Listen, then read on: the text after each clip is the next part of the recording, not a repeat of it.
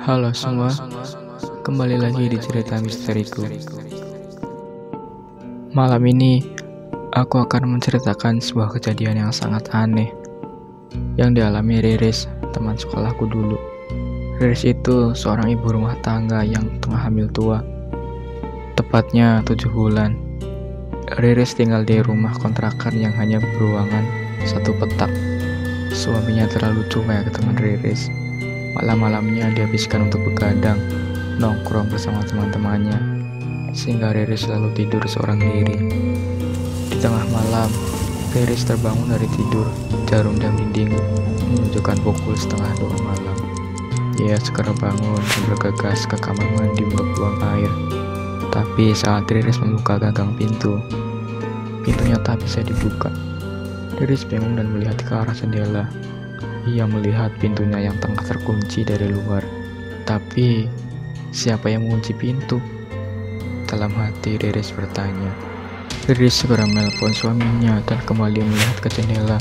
Terkejutnya ia melihat genderuwo yang berdiri di depan pintu dan melihat ke arah jendela, seolah menanti Riris yang akan keluar.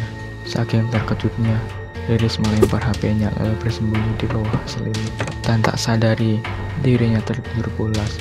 Keesokan harinya, Riris bangun dan merasa kalau yang terjadi badannya semalam itu hanyalah mimpi. Suami Riris pamit hendak pergi bekerja.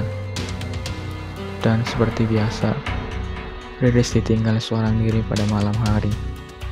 Malam itu, Riris pergi ke warung untuk membeli mie instan dan telur. Dan Riris sangat terkejut kalau pintu rumahnya terkunci dari dalam.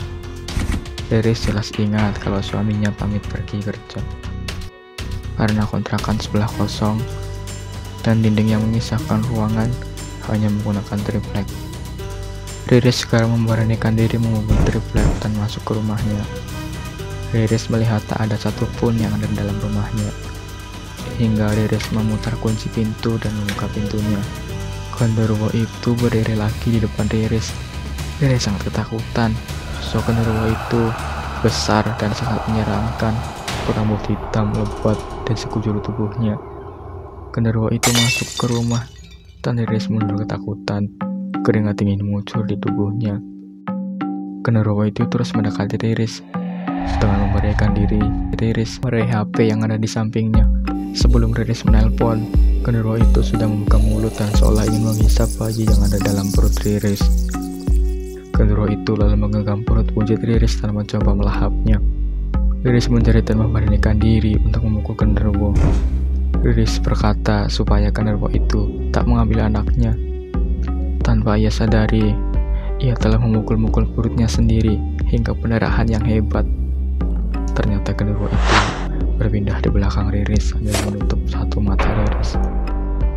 Tapi itu semua hanya mimpi. Riris segera menelpon suaminya. Saat suaminya pulang, ia segera memeluk tubuh Riris yang gemetar.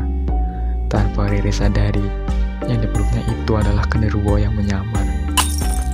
Sekian cerita dari aku malam ini. Jangan lupa like, komen, dan subscribe. Terima kasih dan sampai jumpa.